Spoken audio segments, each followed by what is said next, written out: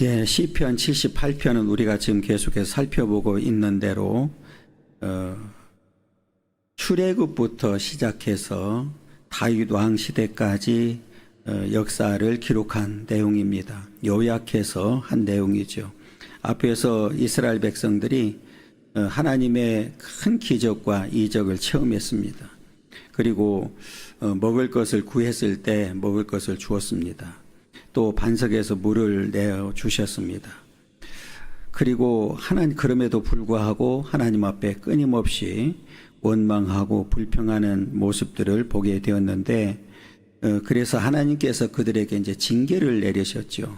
그럼에도 불구하고 오늘 본문은 그 얘기입니다. 32절은 이러함에도 이렇게 시작합니다. 이러함에도 하나님의 그 징계가 있었음에도 불구하고 그들은 여전히 범죄하여 그의 기이한 일들을 믿지 아니했다.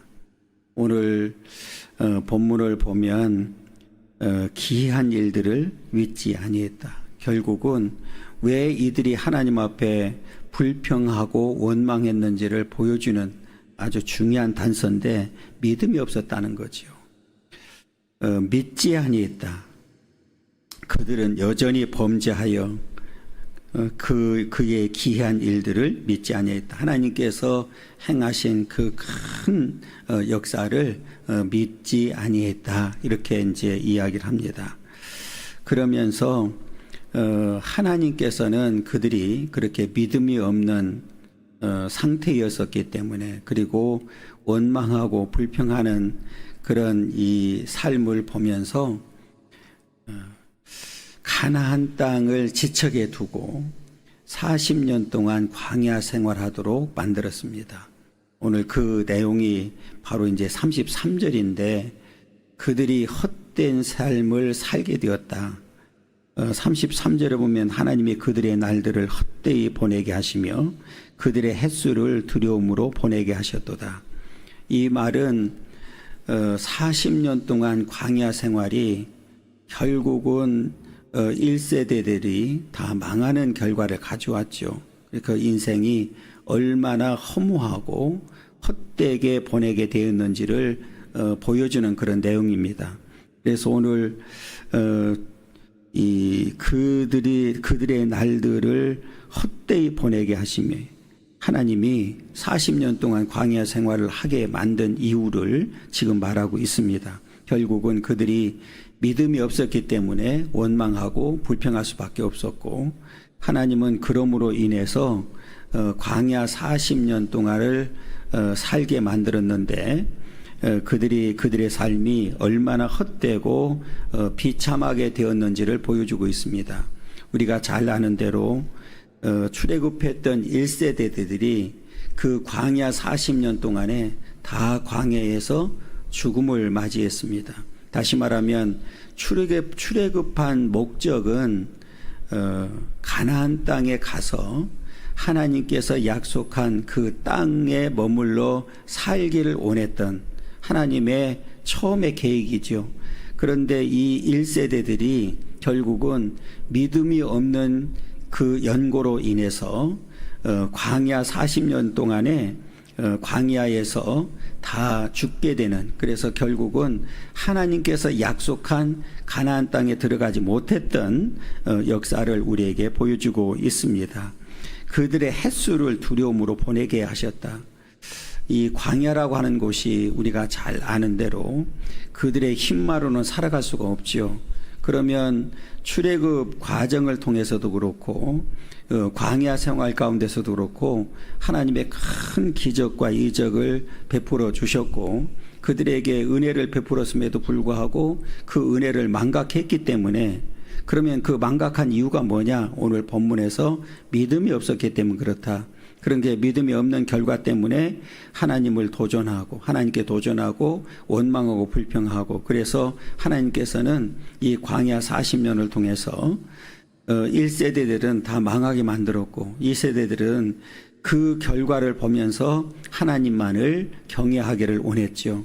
그래서 그 2세대들을 중심으로 해서 우리가 1세대들은 여호수아 갈렙과 또 2세대들을 중심으로 해서 이제 가나안 땅을 차지하도록 만들었던 역사를 보여주고 있습니다.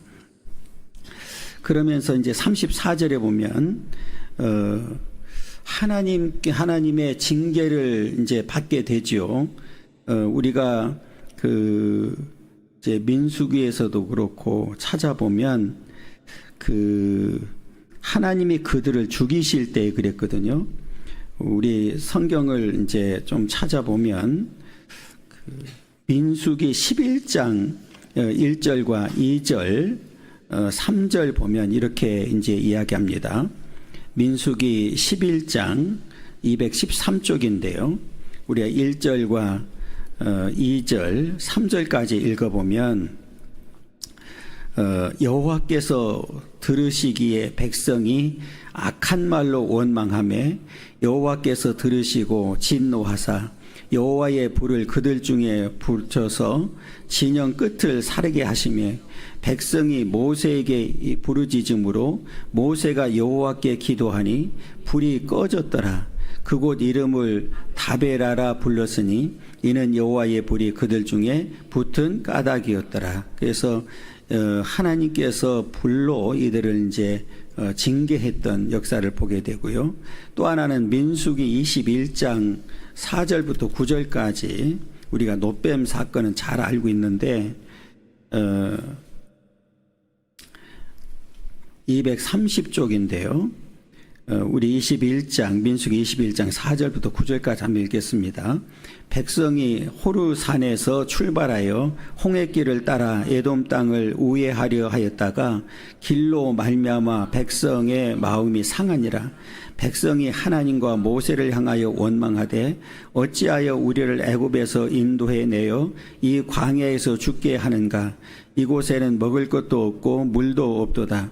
우리 마음이 이 하찮은 음식을 싫어하느라 하매 여호와께서 불뱀들을 백성 중에 보내어 백성을 물게 하심으로 이스라엘 백성 중에 죽은 자가 많은지라. 백성이 모세에게 이르러 말하되 우리가 여호와와 당신을 향하여 원망함으로 범죄하였사오니 여호와께 기도하여 이 뱀들을 우리에게서 떠나게 하소서. 모세가 백성을 위하여 기도하매 여호와께서 모세에게 이르시되 불뱀을 만들어 장대 위에 매달아라. 물린 자마다 그것을 보면 살리라. 모세가 놋뱀을 만들어 장대 위에 다니 뱀에게 물린 자가 놋뱀을 쳐다본 즉 모두 살더라. 이렇게 이제 원망하고 불평할 때 불로 이제 뱀을 통해서 이제 죽게 만드는 일이 생겼습니다. 그때 오늘 우리가 읽었던 대로 34절에 보면 이제 앞에서 읽었으니까 연관해서 보면 하나님이 그들을 죽이실 때에 그들이 그에게 구하며 돌이켜 하나님을 간절히 찾았다. 하나님을 간절히 찾았어요. 그런데 성경 앞뒤로 전체를 보면 오늘 본문만 잠깐 보면 이들이 정말 하나님 앞에 회개했나 보다 이렇게 이제 이야기할 수 있는데 한마디로 말하면 거짓 회개였습니다. 그러니까 이 말은 무슨 말이냐면 입술로는 회개하는 것처럼 비춰졌는데 진정한 회개가 아니었다. 왜 그것을 알 수 있느냐면 그 이후에도 끊임없이 원망하고 불평하는 일이 생겼기 때문에 그렇습니다. 정말 회개했다고 하면 돌이켜야 되죠. 그냥 입술로만이 아닌 행동으로 옮겨져야 되고 진정으로 하나님 말씀에 순종하는 자들이 되어야 되는데 그렇지 못했기 때문에 오늘 이들은 거짓 회개였다 이렇게 이제 우리가 볼 수 있는데 그 뒤로 보면 하나님이 그들의 반석이시며 지존하신 하나님이 그들의 구속자이심을 기억하였도다. 이제 이들이 이 하나님 앞에 원망하고 불평하고 하다가 하나님의 징계에 의해서 이제 죽임을 당하기 시작하니까 하나님을 찾았습니다. 그리고 그들이 하나님은 우리의 반석이 되고 지존하시는 하십니다. 우리의 구속자이심을 그때 이제 기억했다고 이렇게 얘기합니다. 그런데 36절 보세요. 제가 앞에 왜 거짓 회개라고 했는지를 이제 보여주는데 그러나 그들이 입으로 그에게 아첨하며 자기 혀로 그에게 거짓을 말하였으니. 오늘 이들이 하나님을 찾고 반석이시고 지존자이시고 우리의 구속자라고 기억은 했는데 정말 이들이 회개했느냐? 그렇지 않다는 거예요. 일시적으로 지금 막 죽어나가니까 이제 죽음이 이제 닥쳐오니까 일시적으로 그 죽음을 모면하기 위해서 그 입으로 그에게 아첨하고 자기 혀로 그에게 거짓말했다. 하나님 앞에 아첨하고 거짓말한 거예요. 그러니까 진정한 회개가 아니었다는 이제 내용을 우리에게 소개하고 있습니다. 그러면 그들이 왜 그렇게 했느냐? 앞에 제가 단서를 하나 주었어요. 32절 다시 읽어보면 이러함에도 그들은 여전히 범죄하여 그의 기이한 일들을 믿지 아니했다. 믿음이 없었단 말이에요. 그런데 그 믿음이 없었음을 또 우리에게 보여주는데 그게 바로 37절입니다. 37절 보면 이는 하나님께 향하는 그들의 마음이 정함이 없다. 정함이 없다. 그러니까 결국은 이 얘기는 무슨 말이냐면 믿음이 없었단 말이에요. 그래서 하나님을 향한 그런 믿음이 고정되어 있어야 되는데 정함이 없다는 얘기는 마음이 떠나 있는 상태잖아요. 흔들리고 있는 상태잖아요. 그리고 그의 뒤로 뭐라고 했냐면 그의 언약에 성실하지 아니했다. 하나님의 약속을 믿지 못하는 거예요. 결국은 이 말은 믿음이 없었다고 하는 단적인 증거입니다. 그러니까 오늘날도 마찬가지죠. 이게 우리의 믿음이 고정되어 있어서 하나님을 향해 있어야 되는데 하나님께 향하는 그들의 마음이 정함이 없었다. 제가 늘 이 마음을 이야기할 때마다 이 마음을 뭐라고 표현했냐면 그릇이라고 표현했습니다. 그 마음의 그릇에 뭐를 담느냐에 따라서 달라질 수 있거든요. 그런데 이들의 마음의 그릇에는 앞에 말씀드렸던 대로 믿음이 없었죠. 하나님이 없어요. 그러면 뭐가 있었느냐? 우상 숭배했고 끊임없이 믿음이 없으니까 원망하고 불평하고 심지어는 우리가 성경을 이미 살펴본 대로 뭐 했어요? 이들은 끊임없이 애굽으로 돌아가기를 원했죠. 그러니까 하나님을 향해서 뿐만 아니라 지도자였던 모세와 아론을 향해서도 계속해서 불평하는 거예요. 왜? 믿음이 없는 결과입니다. 그러면 오늘날도 마찬가지죠.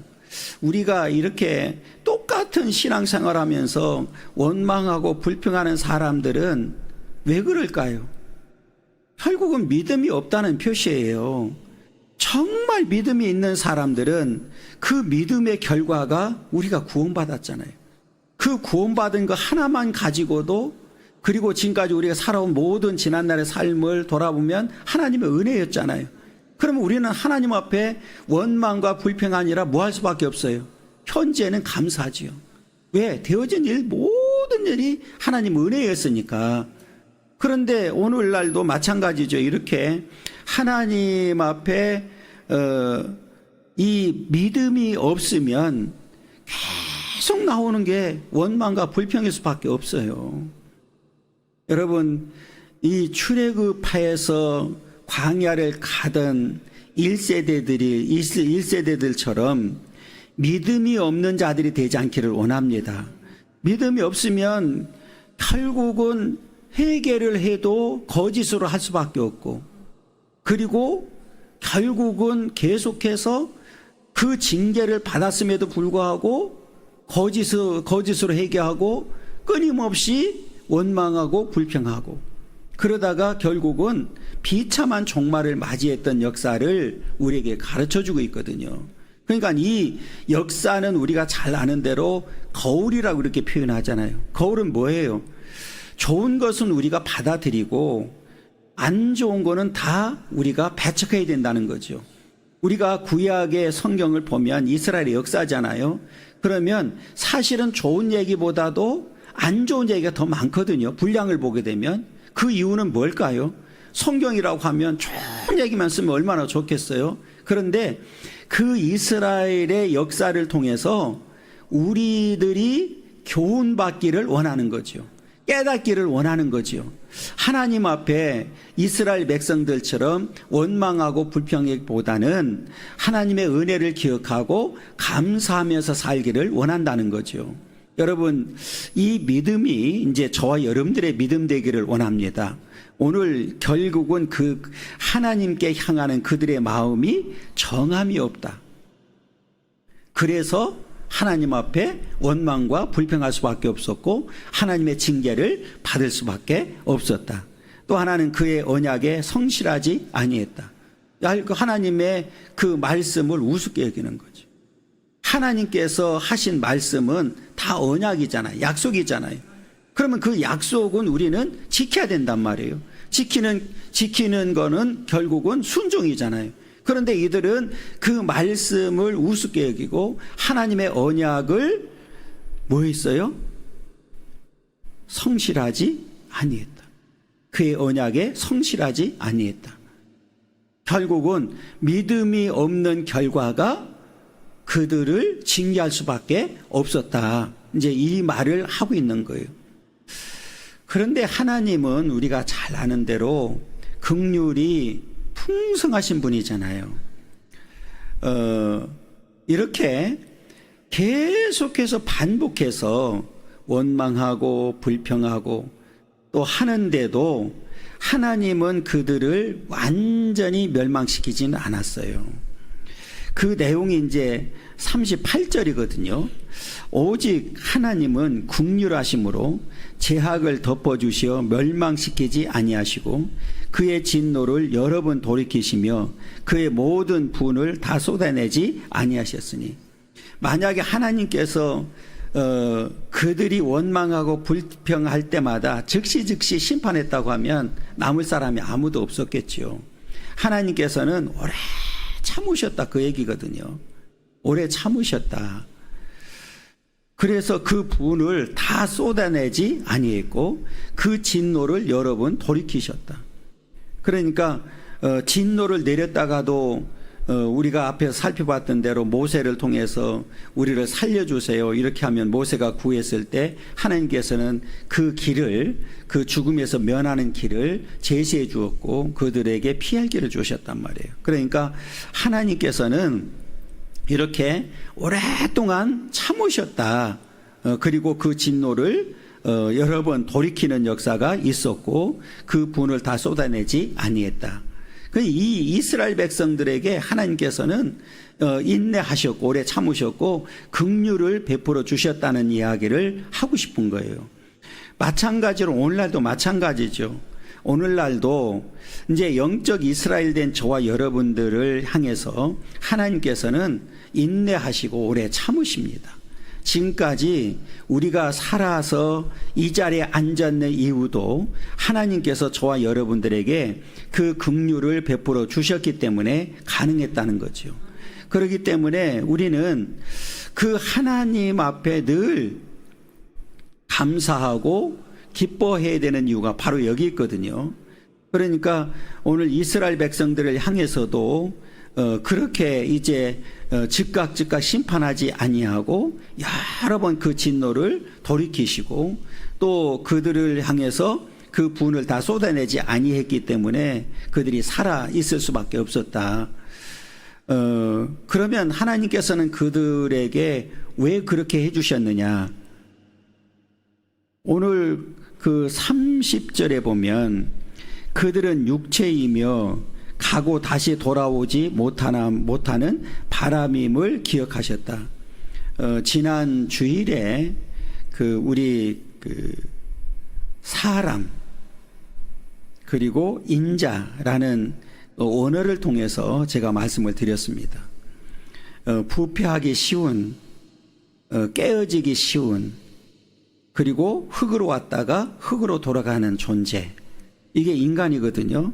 그러니까 이 39절에서는 인간의 어떤 한계를 말하는 거예요. 유한함을 말하는 거예요. 더 나아가서는 연약함을 말하는 거예요. 인간 아무것도 아니라는 거예요. 예를 들어서 그냥 놔둬도 징계를 하지 않냐고 그냥 놔둬도 얼마나 살겠어요. 요즘 100세 시대라고 하니까 100년 살면 끝나는 거예요. 그게 인간이라는 거죠. 그래서 오늘 이 얘기는 뭐냐면 그들은 육체이며 가고 다시 돌아오지 못하는 바람임을 기억하셨다. 그러니까 한마디로 말하면 아무것도 아니라는 거죠. 그러니까 하나님이 돌이키시고 진노를 그들에게 다 분을 쏟아내지 아니하고 그냥 내버려 둔다 할지라도, 징계하지 않고 그냥 내버려 둔다 할지라도 살아봐야 얼마나 살겠어요. 그 얘기예요 지금. 그러니까 인간은 아무것도 아니다. 아무것도 아니다. 그러니까 우리가 지금 기억해야 될 이 문제는 하루하루 사는 게 하나님의 은혜로 산다는 사실을 우리는 한시도 잊으면 안 됩니다. 그러니까 앞에 말씀드렸던 대로 은혜를 기억하면, 지난날의 삶을 돌아보면서 하나님의 은혜로 받아들이게 되면 우리는 결론은 오늘날 이 시점에서 우리는 우리 입술에서는 감사가 나올 수밖에 없어요. 그런데 그 은혜로 받아들이지 못하면 항상 원망하고 뭐 할 수밖에 없어요. 불평하는 거예요. 그러니까 신앙생활, 똑같이 신앙생활 하면서도 어떤 사람들은 그 입을 통해서 늘 감사하고 기뻐하고 찬양하고 영광 돌려드리는 모습을 보게 되는데 툭 하면 원망하고 불평하고 도전하고, 교회들이 왜 문제가 일어나요? 지금 광명시 안에도 여러 교회들이 지금 문제가 있어요. 나누어져서 교인들끼리, 어느 교회는 지금 딱 반으로 나눠져 가지고 지금 싸우고 있다고 며칠 전에 전화가 왔더라고요.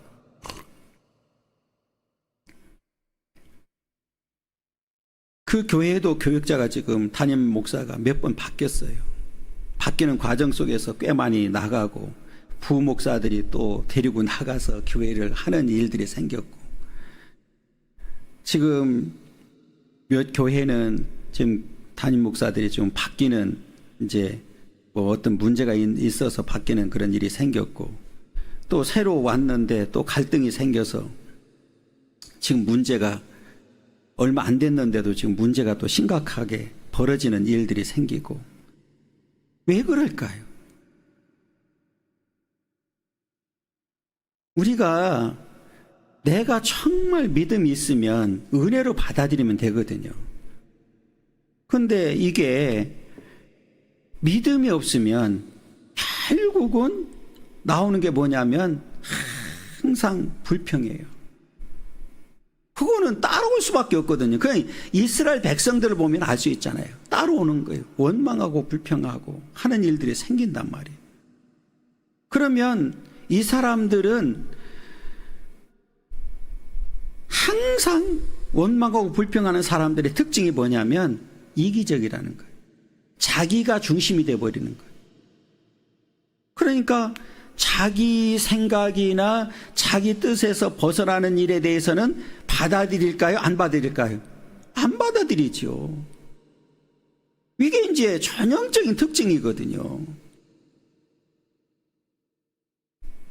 여러분, 우리는 오늘 39절과 같이 아무것도 아니에요.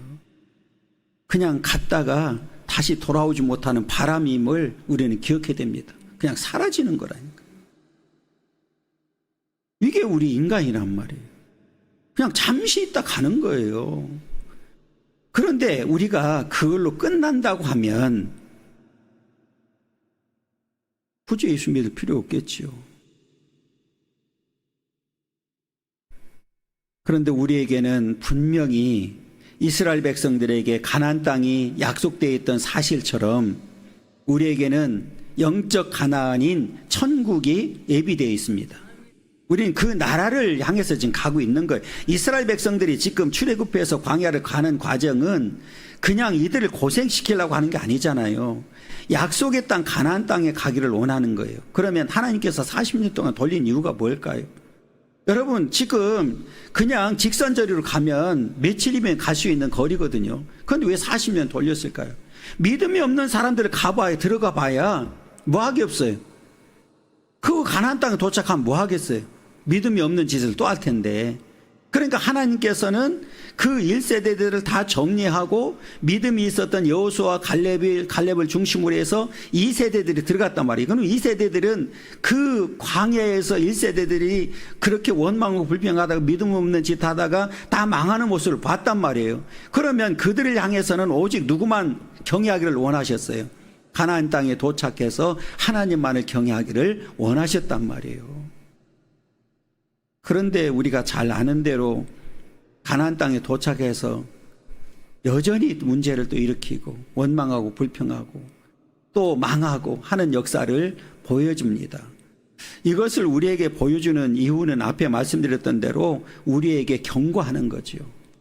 우리가 영적 이스라엘이 됐지만 이스라엘 백성들과 같은 그런 믿음이 없는 삶을 살게 된다고 하면 우리도 그렇게 된다는 사실을 우리에게 보여주고 있는 겁니다. 그러면서 이 40절이 이제 그 얘기거든요.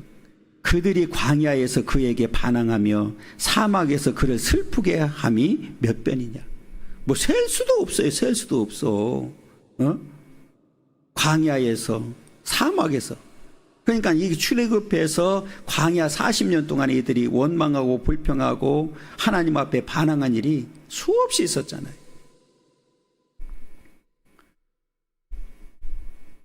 41절 보세요. 그들이 돌이켜 하나님을 거듭거듭 시험하며 이스라엘의 거룩하신 이름을 이 거룩하신 일을 노엽게 했다. 반항하고 시험하고 노엽게 만들고. 그러면 앞에 계속해서 말씀드렸던 대로 이렇게 할 수밖에 없었던 이유는 뭐냐? 믿음이 없었기 때문에 그런 거예요. 하나님이 그렇게 많은 기적을 보여줬잖아요. 그렇잖아요. 얼마나 더 많은 기적을 보여줘야 됩니까? 그러면 하나님께서 그렇게 많은 이적과 기적을 보여줬는데 그러면 이들이 그걸 보고 믿음이 뭐 해야 돼요? 성숙해야 되잖아요. 우리가 예수님 당시에도 예수님의 어떤 이적과 기적을 통해서 수많은 사람들이 따라다녔습니다. 그러면 그들이 다 믿음이 자랐고 믿음이 성숙됐나요? 아니었잖아요. 그러니까 오늘날도 마찬가지예요. 우리가 어떤 기적 중심의 어떤 그 신앙생활을 하게 되면 결국은 실패할 수밖에 없어요. 그러면 우리의 신앙은 어디에 기반을 두어야 되느냐? 오직 성경입니다. 오늘 말씀에 우리는 기반을 두어야 돼요. 이 말씀의 기초 위에 든든하게 세워지지 아니하면 우리는 언제든지 실패할 수 있다는 사실을 우리는 분명히 기억해야 됩니다. 그래서 오늘 그렇게 큰 이 하나님의 이적을 체험했음에도 불구하고 끊임없이 하나님 앞에 반항하고 또 시험하고 노엽게 만들었던 역사를 보여주고 있는데 왜 그랬어요? 왜 믿음이 없어서 그랬는데 하나님의 은혜를 믿음이 없으니까 따라오는 게 뭐냐면 하나님의 은혜를 망각하는 거예요. 사람이 잊을 건 잊어야 되죠. 그런데 사람 참 특징이요. 잊지 말아야 될 것은 잊어버리고 잊어야 될 것은 잊지 않는 게 사람의 특징이잖아요. 오늘 42절이 그 얘기입니다. 42절이 그들이 그의 권능의 손을 기억하지 아니하며 대적에 의해서 그들을 구원하신 날도 기억하지 아니했다. 기억 상실증이 아니잖아요.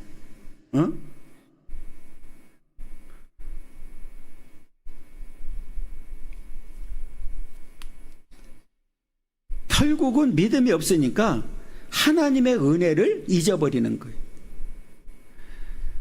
여러분 여기서 그의 권능의 손을 기억하지 아니했고 대적에 의해서 그들을 구원하신 날도 기억하지 아니했다.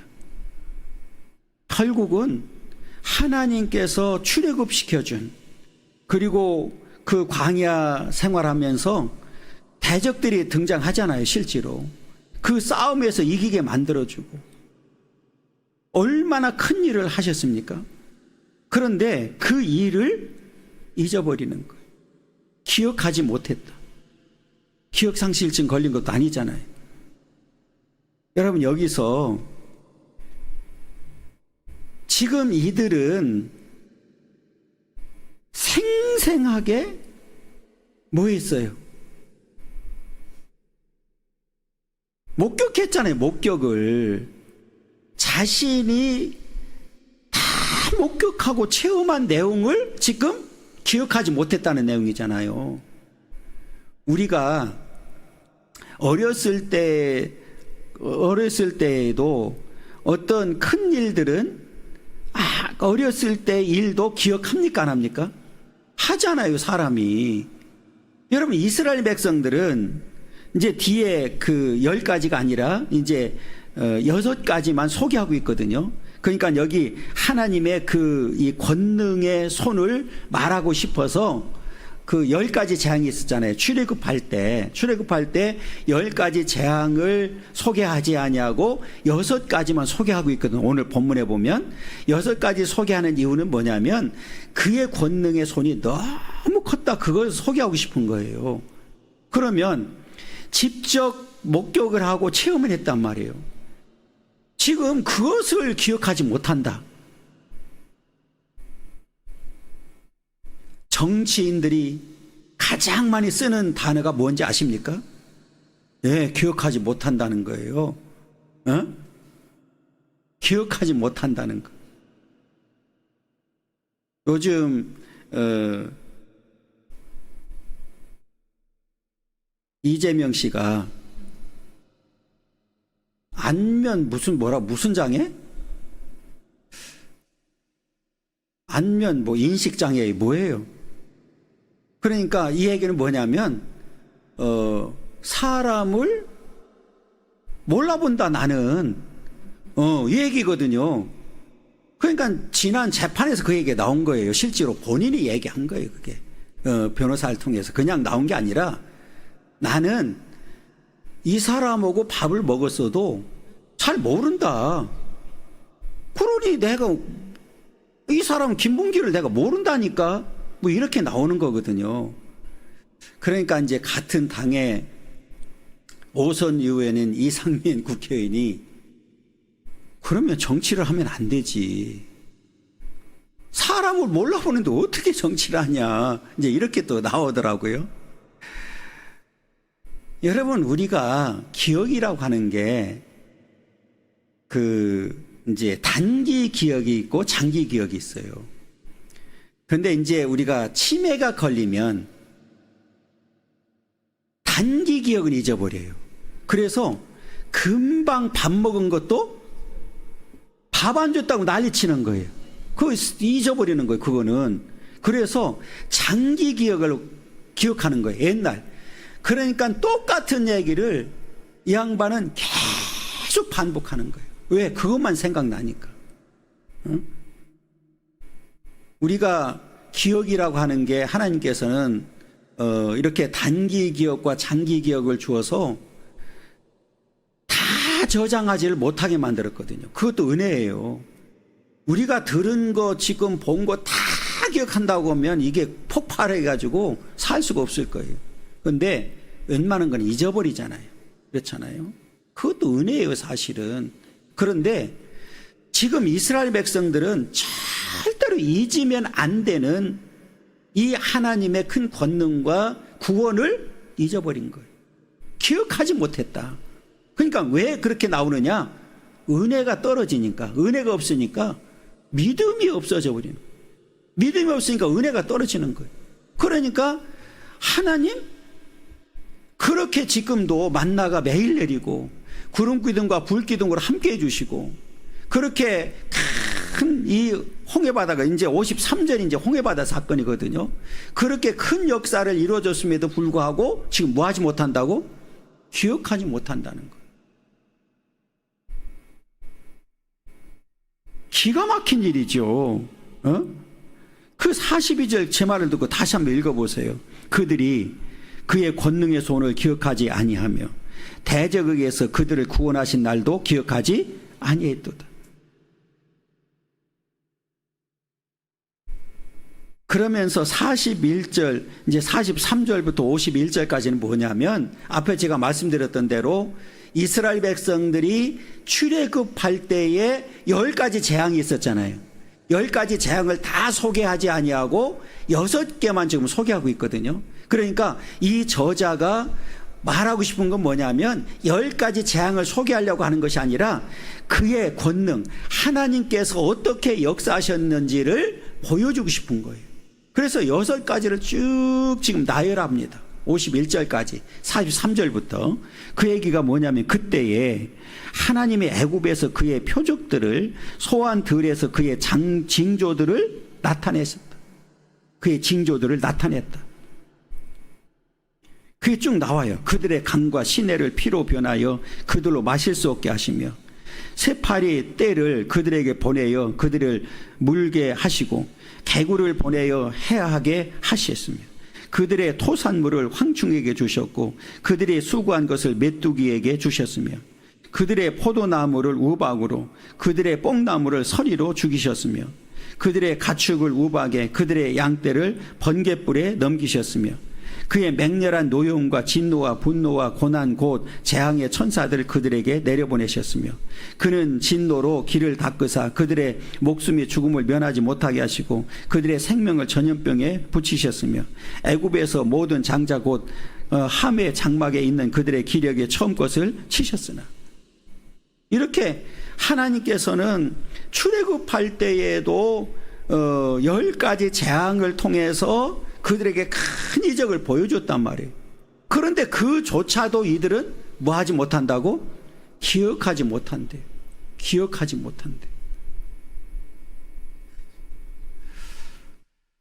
그러니까 하나님 앞에 반항하고 노엽게 만들고 시험하고 도전하고 원망하고 불평할 수밖에 없지. 그렇잖아요. 하나님의 그 큰 은혜를 기억했다고 하면, 앞에 말씀드렸던 대로 하나님의 은혜로 받아들이고 그것이 은혜로 되어진다고 하면 그 입에서는 감사가 나올 수밖에 없죠. 그러면 오늘날 저와 여러분들도 마찬가지예요. 지난날의 모든 삶을 돌아보면서 우리는 하나님 앞에 뭐 해야 된다고요? 감사해야 된다니, 감사. 바울이 말했던, 성경에는 그 가시감사라는 말이 없어요. 그런데 이제 바울이 하나님 앞에 기도하잖아요. 내가 가지고 있는 질병을 좀 없애주세요. 그랬는데 하나님께서는 안 된다 그러잖아요. 내가 가지고 있는 그 족한 줄로 알라고 이렇게 얘기를 하면서 안 고쳐주셨단 말이에요. 그 이후에 바울의 이제 태도거든요. 하나님이 안 고쳐줬으니까 원망하고 불평한 게 아니잖아요. 뭐 했어요? 그럼에도 불구하고 감사했거든요. 그것을 이제 다른 말로 표현하면 가시감사라는 표현을 쓴 거예요. 그러니까 진짜 감사는 바울과 같은 감사가 진짜 감사죠. 가시감사. 내 몸에 육체에 질병이 있음에도 불구하고, 하나님이 고쳐주지 아니했음에도 불구하고 여전히 나는 하나님의 은혜라고 받아들이고, 그리고 그 믿음을 통해서 하나님 앞에 뭐 하고 있어요? 감사하고 있는 거예요. 여러분, 이 감사가 저와 여러분들의 감사 되기를 간절히 소망합니다. 52절에 보면, 그가 자기 백성은 양같이 인도하여 내시고 광야에서 양떼같이 지도하셨도다. 이 말은 뭐예요? 그냥 이스라엘 백성들을 출애굽시켜서, 야, 내가 이제는 너희들을 구원시켜 줬으니까, 애굽의 손에서 건져냈으니까 너희들 마음대로 한번 가봐, 이러질 않았단 말이에요. 오늘 양같이 인도하고 양떼같이 지도했다. 여러분, 우리가 잘 아는 대로 양의 특징이 있잖아요. 여러분, 양은 가장 중요한 게 뭐냐면 자생력이 없다는 거예요. 혼자 스스로 살 수 있습니까? 없습니까? 없어요. 목자가 없으면, 목동이 없으면 양은 살 수가 없단 말이에요. 그러니까 약하기도 하고, 또 뭐 물에 그 기에 물이 들어가도 지금 안 된다고 그래요. 그러니까 이리 때도 많고 그 양을 노리는 짐승들이 많이 있잖아요. 그뿐만 아니라 이제 눈도 잘 안 보이니까 이게 구별이 잘 안 되고, 또 양의 특징 가운데 하나가 방향 감각을 잘 모른대요. 그러니까 이 목자가 푸른 초장으로 맑은 물가로 인도해주지 아니하면 양들은 살 수가 없단 말이에요. 그러니까 이 얘기는 무슨 소리냐면, 이스라엘 백성들을 출애굽해서 광야를 가는 동안에 여러분, 광야에 무슨 길이 있습니까? 없잖아요. 지금은 있죠. 지금은 도로가 잘 돼 있어서 아스팔트를 깔아놨단 말이에요. 애굽에서 그 광야를 지나서 그 이스라엘 가는 길에 그렇게 다 만들어 놨어요. 이제 뭐 성지 순례객들이 너무 많으니까 그렇게 이제 만들어 놨지만, 이들이 출애굽해서 광야를 갈 때는 길이 없단 말이에요. 그때 하나님께서는 이들을 양같이 인도하고 광야에서 양떼같이 지도해 주셨다. 그러니까 이들은 그냥 하나님을 믿고 가기만 하면 되는 거예요. 그냥 그런데도 불구하고, 그렇게 큰 은혜를 입었음에도 불구하고, 하나님의 기적을 체험했음에도 불구하고, 앞에 우리가 살펴봤던 대로 뭐 하지 못했다고요? 기억하지 못했다.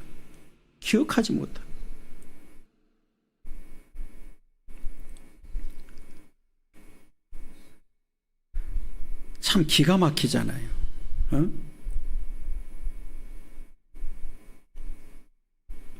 53절 보세요. 그들을 안전히 인도하시니 그들은 두려움이 없었으나 그들의 원수는 바다에 빠졌도다.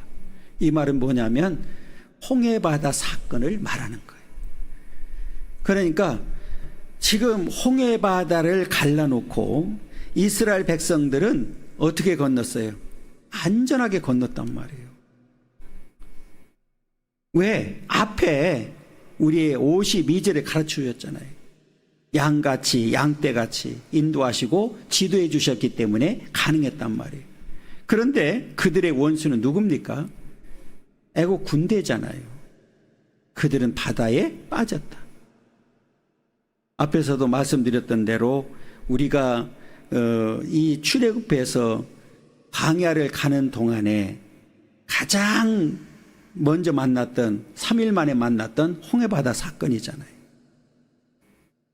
이스라엘 백성들은 그 빛을 받으면서, 빛을 보면서 그 마른 땅같이 건너게 만들고, 그 후미에는 구름 기둥으로 막아서 이 애국 군대는 혼란을 겪다가 그냥 그렇게 기둥처럼 세워졌던 물이 다 덮어버려서 결국은 애국 군대가 다 수장되는 역사를 보았잖아요. 그래서 오늘 본문에도 보면 그들을 안전히 인도해 주셨다. 그러니까 지금 출애굽할 때부터 출애굽해서 광야를 가는 동안에 하나님이 그들을 얼마나 사랑하고 함께 해주시고 인도해 주셨는지를 보여주고 있거든요. 그런데 이스라엘 백성들은 반면에 그 은혜를 잊어버린 거예요. 기억하지 못한 거예요. 그러니까 그 기억하지 못하고 은혜를 잊어버리니까 뭐 할 수밖에 없어요.